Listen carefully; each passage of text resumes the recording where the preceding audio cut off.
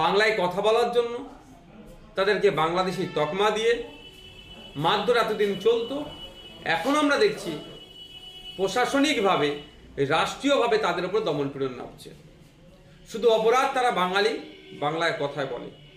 গুজরাটে আমরা দেখলাম একটা ন্যাশনাল লেভেল নিউজ চ্যানেলে খবর করেছে, তাদেরকে যেভাবে রাস্তায় দড়ি বেঁধে নিয়ে গেছে, গরু ছাগলকে যেভাবে নিয়ে যায় ঠিক এমনভাবে নিয়ে গেছে তাদের পরিচয়পত্র আইডেন্টিটি চেক করার জন্য। আমাদের কাছে প্রায় ফোন আসছে যে তাদের উপরে এরকম হচ্ছে, দমনপীড়ন হচ্ছে, তারা আতঙ্কিত আছে। এই আতঙ্ক থেকে তাদেরকে মুক্তি দিতে হবে। কিভাবে দেবো মুক্তি? আমার হাতে তো আর সরকারি পাওয়ার নয়। আমি একজন এমএলএ, আমাদের দলের মাত্র আমি একজন এমএলএ, সংযুক্ত মোর্চার আমি মাত্র একজন এমএলএ। তাই আমরা তড়িঘড়ি করে আমাদের পার্টির পক্ষ থেকে আজকে ওয়েস্ট বেঙ্গল লেবার ডিপার্টমেন্টের যেটা ভবন সেখানে গিয়েছি, অফিসে গিয়েছিলাম। দুর্ভাগ্য আমাদের, ওখানের যিনি সচিব এখন তিনি দীঘাতে আছেন। দীঘাতে একটি প্রোগ্রাম চলছে, কালচারাল সেন্টার উদ্বোধন আছে, সেখানে আছেন। এবং মিনিস্টার আস্তে আস্তে একটু টাইম লাগবে, মানে কখন 3টের পরে আসবে। আমরা 12টায় গতকালকে যথারীতি মেলও করেছিলাম, 12টায় আসবার টাইমও দিয়েছিলাম। মেলের আমার মনে হয় কোনো প্রতি উত্তর তারা দেয়নি। তো আমরা গিয়ে কনসার্ন যারা ছিলেন, যারা অ্যাসোসিয়েট ছিলেন, তাদের কাছে আমরা আমাদের দাবিটা উত্থাপন করেছি। প্রথম দাবির মধ্যে আমাদের প্রথম আছে প্রতিটা রাজ্যে একটি করে নোডাল অফিসার নিয়োগ করতে হবে।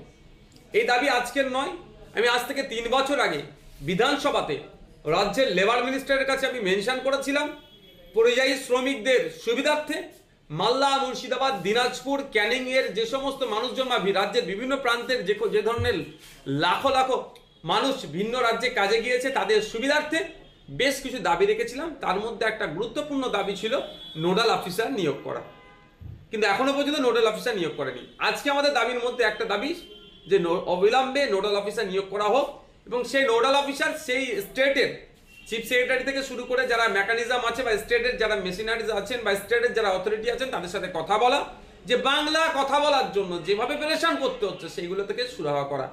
সাথে সাথে ওই নোডাল অফিসার একটা লয়ার্সদের টিম তৈরি করুক, যে টিমের মাধ্যমে তাদের আইনি কোনো অসুবিধা হলে সেটাকে তারা ব্যাকআপ দেবে বা সহযোগিতা করবে।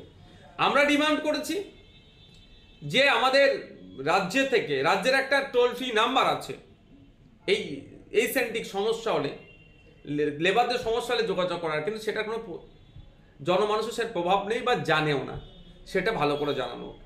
এই মর্মে আমরা দাবি করেছি। আর একটা গুরুত্বপূর্ণ যেটা দাবি করেছি, যদি এই সমস্যা না নিরসন করতে পারে তাহলে আমাদের রাজ্যে ওই যে আমাদের শ্রমিক ভাইদেরকে ফিরিয়ে নিয়ে আসা হোক, তাদের কাজের ব্যবস্থা করা হোক। এই দাবি আমরা আজকে আমাদের ইন্ডিয়ান সেকুলার ফ্রন্টের পক্ষ থেকে এই দাবি আমরা লেবার ডিপার্টমেন্টে রেখেছি। আমার এখানে একটা প্রশ্ন থেকে যাচ্ছে, আমি তো করছি, কিন্তু বাকি শাসক দলের এমএলএরা কোথায়? আমি জানতে চাইছি বিজেপির এমএলএরা কোথায়? যে বাঙালিদের জন্য বিজেপি এত কান্না কাঁদে, সেই এরা কোথায়? তারাও বাংলার যারা কাজে গিয়েছে মহারাষ্ট্রে, গুজরাটে, আহমেদাবাদে, সুরাটে, মিরাটে, তাদের সাথে, উড়িষ্যাতে এই ধরনের আচরণ হচ্ছে, তারা কথা বলছে না কেন? আমি তাদের কথা ছেড়ে দিলাম। শাসক দলের মুর্শিদাবাদের এমপি এমএলএ গুলো কোথায়? মুর্শিদাবাদ থেকে সব থেকে বেশি পরিযায়ী শ্রমিক ভিন্ন রাজ্যে কাজ করে। দিনাজপুরের মানুষের কোথায়? ক্যানিং পূর্বের বিধায়ক কোথায়? ক্যানিং পশ্চিমের বিধায়ক কোথায়?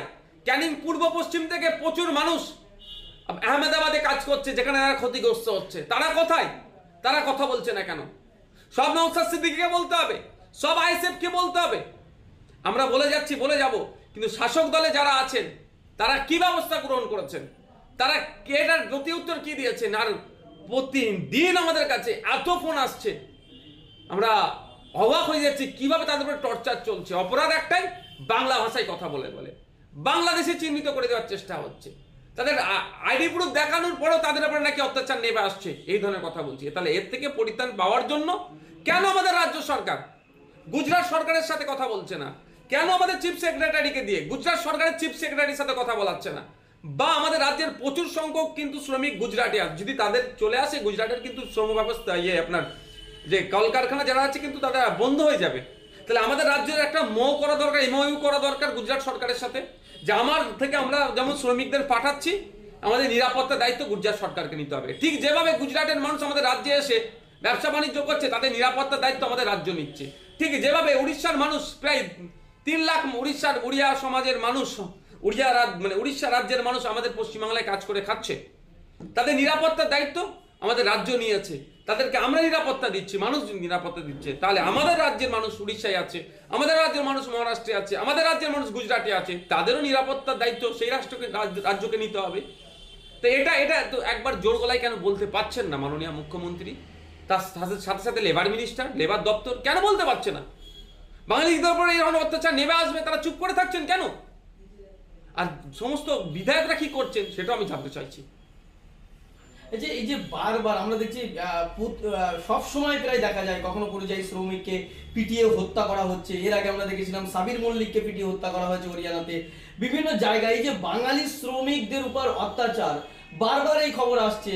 শ্রমিকদের জন্য আলাদা সরকার ডিপার্টমেন্ট তৈরি করেছে, আলাদা ব্যবস্থা করেছে, তারপরেও কেন সেই সমস্যার সমাধান হচ্ছে না? ঘোড়ার ডিম আইওয়াস ছাড়া কিছু নয়, কাউকে একজনকে বসিয়ে রেখে দিয়েছে, এর থেকে বেশি কিছু দেখতে পাচ্ছি না। শ্রমিকরা জানেই না তাদের মাইগ্রেন্ট লেবারের জন্য আলাদা করে আইডি কার্ড বানানো যায়, প্রভিশন হয়েছে, সেটা আমার বিধানসভায় বলার জন্য। সেটা তো প্রচার করতে হবে, শ্রমিকের কাছে পৌঁছাতে হবে, কিছুই করছে না। আপনি সাবির মল্লিক হরিয়ানাতে মিথ্য অপবাদে তার কিছুদিন পরে হরিয়ানা পুলিশ স্টেটমেন্ট দিয়েছে যে ওর বাড়িতে গোমাংস ছিল না, ছেলেটাকে খুন করলো। সোমনাথ দেবনাথ সাবির মল্লিককে খুন করার 1 সপ্তাহের মধ্যে মহারাষ্ট্রে তার গলা কেটে তাকে খুন করেছে। আমরা আফরোজের কথা ভুলে যাচ্ছি না, রাজস্থানে কিভাবে তাকে খুন করলো, রাজ্য সরকার তার পাশে দাঁড়িয়েছে। একটা 6,000 টাকার মাইনে মাত্র সরকারি নাকি চাকরি দিয়েছে। মামলা কে লড়ছে? আফরোজের পরিবার।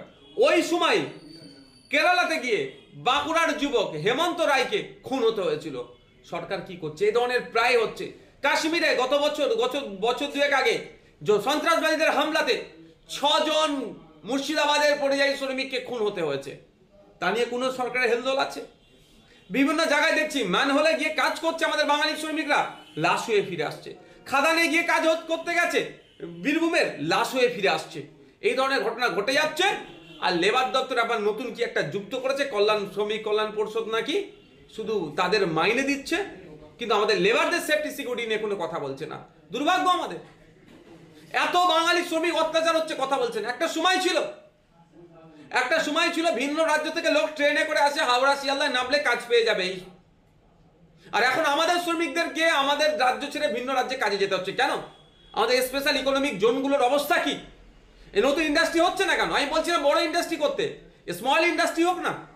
তারও কি ব্যবস্থা গ্রহণ করেছে? বছরে বছরে জনগণের ট্যাক্সের টাকা দিয়ে মৎস্য হচ্ছে বা কি বিজিবিএস হচ্ছে, বাণিজ্য সম্মেলন হচ্ছে। ইনভেস্ট যদি হয়ে থাকে তাহলে কাজ পাচ্ছে না কেন? আপনারা দেখেছেন বছর 2 আগে ট্রেন অ্যাক্সিডেন্ট হয়েছিল ভুবনেশ্বরে, উড়িষ্যাতে। তারা কোথায় কাজে যাচ্ছিল? তামিলনাড়ুতে, সাউথ ইন্ডিয়াতে, কি ধান বপন করার জন্য। আমাদের এখানে এবছরে পশ্চিমবাংলা সব থেকে বেশি ভারতবর্ষের মধ্যে ধান উৎপাদন হয়েছে, যেটা দেখতে খবরে পাচ্ছি।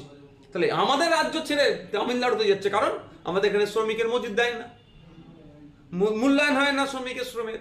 তো এইগুলো তো লেবার দপ্তরে দেখার কথা, এগুলো তো রাজ্য দেখার কথা।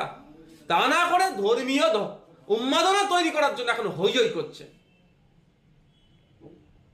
আমরা দেখলাম যে পালগাঁও ঘটনার পরে হরিয়ানাতে বেছে বেছে মুসলিম সম্প্রদায়ের যারা ফলমূল বিক্রি করছে তাদের দোকান কচুরিগুলো ভেঙে দিচ্ছে। এছাড়াও বিভিন্ন রাজ্যের, দেশের বিভিন্ন জায়গায় প্রশ্ন করা আমাদের দরকার মোদিজিকে, প্রশ্ন করা দরকার অমিত শাহজিকে, প্রশ্ন করা দরকার ডিফেন্স মিনিস্টারকে, প্রশ্ন করা দরকার র যারা চালাচ্ছে, প্রশ্ন করা দরকার এনআইএ যারা চালাচ্ছে, প্রশ্ন করা দরকার আইবিকে, প্রশ্ন করা দরকার ভারত সরকারকে। এইগুলো এত বড় অপদার্থ, এদের ব্যর্থতা ঢাকা দেওয়ার জন্য কিছু মানুষকে লেলিয়ে দিচ্ছে। প্রশ্ন করছে কার কাছে? গরিব ফল বিক্রেতার মুসলমানের কাছে। প্রশ্ন করছে কাকে? গরিব শাল বিক্রেতা মুসলমানকে। প্রশ্ন করছে কাকে? গরিব চাওয়ালাকে। প্রশ্ন করছে কাকে? গরিব ঠেলাওয়ালা মুসলমানকে। প্রশ্ন করার দরকার ছিল মোদিজিকে, প্রশ্ন করার দরকার ছিল অমিত শাহজিকে, যে এত বড় ঘটনা ঘটলো কেন, এত বড় ইন্টেলিজেন্স ফেলিওর হলো কি করে, যেখানে ঘটনা ঘটেছে পাকিস্তান থেকে প্রায় 200 কিলোমিটার দূরে, ওখান থেকে আসলো অস্ত্র শস্ত্র নিয়ে এখানে নির্বিচারে গুলি চালিয়ে আমার 27টা ভাইকে শহীদ করে দিয়ে আবার পাকিস্তান চলে গেল। আমাদের এখানে নিরাপত্তা বলায় তাহলে কিভাবে ছিল? আপনারা জানেন কাশ্মীরে প্রতি 5 মিটার 10 মিটার ছাড়া ছাড়া করে ফোর্স থাকে। শুধু তাই নয়, ওই যে পার্কের মধ্যে যে ভ্যালির মধ্যে ঢুকে হত্যাযজ্ঞ চালালো ওই খনিগুলো, ওই সন্ত্রাসবাদীগুলো, ওই সমাজের দুশ্মনগুলো, ওই বর্বরগুলো কিভাবে সুযোগ পেল? আপনারা যদি জানেন জেনে নেবেন, আমি বলে দিচ্ছি আপনাদেরকে। ওই যে কাউন্টারে ঢুকতে গেলে ঘোড়ায় চড়ে আসতে হয়, ঘোড়ায় চড়ে নামার সাথে সাথে ওখানে ফোর্স থাকে, তাদের আইডেন্টিটি জিজ্ঞাসা করে, কোথা থেকে আসছো না আসছো জিজ্ঞাসা করে। যখন আপনি টিকিট কেটে ঢুকতে চাইলেন, ওই যখন গেট দিয়ে ঢুকবেন ওখানে ফোর্স থাকতো, ওখানে ফোর্স আবার ওর টিকিটটা চেক করে, আবার ওকে আবার জিজ্ঞাসাবাদ করে। মানে ওখানে এমন একটা সিচুয়েশন রাখে যাদের মধ্যে কোনো খারাপ প্রবৃত্তি থাকে তারা বুঝে যায়। কারণ আমিও তো ফোর্স নিয়ে ঘুরি, আবার আমি ফোর্স নিয়ে ঘুরলে বলে নাকি আমাকে বিজেপি দিয়েছে। আমি সুপ্রিম হাইকোর্টে গিয়ে মামলা করে পেয়েছি, রাজ্য সরকারের কাছে ফোর্স চেয়েছিলাম দেয়নি, কেন্দ্র সরকারকেও বলেছিলাম আমাকে নিরাপত্তা দেওয়া হোক, দেয়নি।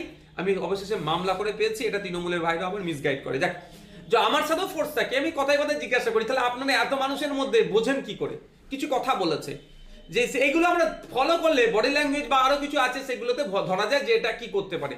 তো স্বাভাবিকভাবে যারা আর্মি আছে ওখানে, যারা আধা সামরিক বাহিনী আছেন, তারা ওয়েল ট্রেন্ড ওখানে যারা থাকেন তারা ওখানে ছিল না কেন? এবং যখন পার্কের মধ্যে ঢুকে টিকিট কেটে পার্কের মধ্যে মাঝে মধ্যে फोर्स लोग এসে হঠাৎ করে জিজ্ঞাসা করে आप कहां से आए हो, ठीक है क्यों आए हो, ऐसा ऐसा ऐसा আইডি কার্ড দেখাও, এরকম করে। অর্থাৎ 3টে লেয়ারে ওখানে চলে চেকিং। ওই দিনকে ছিল না কেন? প্রশ্ন থেকে যাচ্ছে। প্রায় এখন 8 থেকে 12 লক্ষ ফোর্স থাকে, ছিল না কেন? এই অপদার্থতাগুলো, এই ব্যর্থতা ঢাকার জন্য রাজকেন্দ্র সরকারে কিছু সংখ্যক মানুষকে পাঠিয়ে মুসলিম, গরিব মুসলমান ঠেলাওয়ালা, গরিব মুসলমান ফলওয়ালা, গরিব মুসলমানের বিরিয়ানির দোকান, গরিব মুসলমান যে আছে ভ্যান চালক, তাদের কাছে জিজ্ঞাসা করছে এই পাকিস্তানের জঙ্গি আসলো কেন, এই অ্যাটাক হলো কেন? ও জবাব দেবে না, দেশের প্রধানমন্ত্রী জবাব দেবে।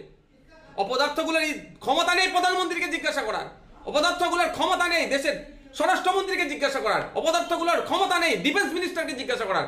সেই অপদার্থতা ঢাকার জন্য কিছু অপদার্থর হাতে হয়তো টাকা পয়সা বা অবৈধ কিছু দিয়েছে, দিয়ে নিরীহ নিরস্ত্র সাধারণ মুসলমান, গরিব মুসলমানগুলোর উপরে রাজত্ব করছে। আর এরা বলে মানে কি সবকা সাথ সবকা বিকাশ।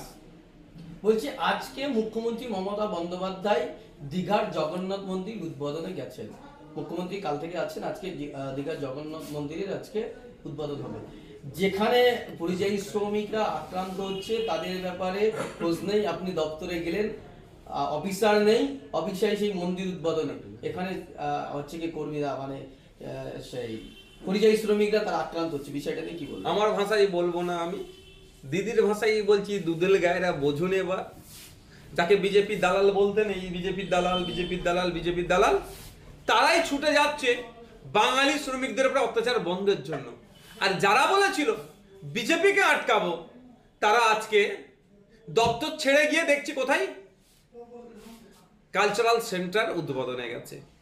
একটু বোঝুন বাঙালিরা, বাঙালি ভাইরা বোঝুন, পরিযায়ী শ্রমিকরা বোঝুন আপনাদের স্বার্থে কারা আছে।